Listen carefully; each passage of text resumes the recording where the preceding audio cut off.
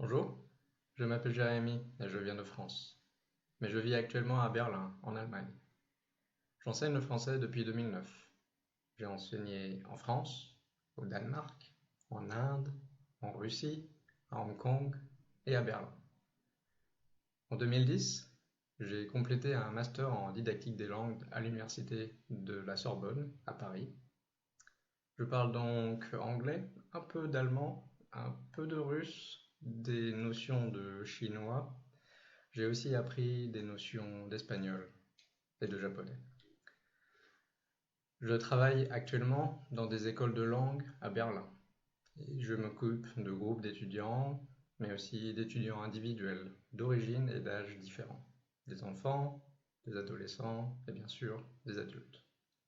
Par exemple, j'ai aidé une jeune professionnelle à préparer ses futurs entretiens d'embauche en français.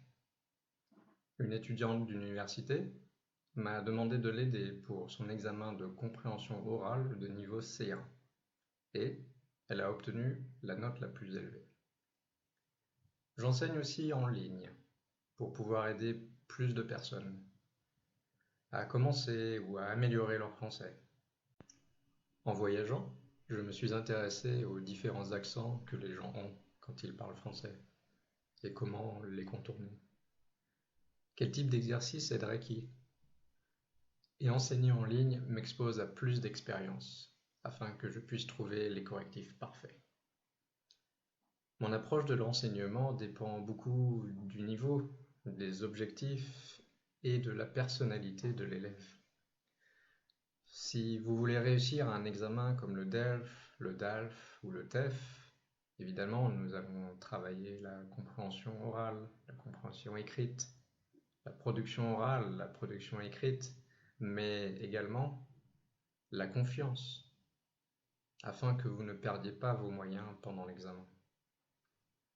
Et pour améliorer les 4 compétences que je viens de citer, j'utilise des ressources provenant de livres ou de sites web certifiés, mais également de la musique, des films, des romans, des magazines, et tout type de documents possibles.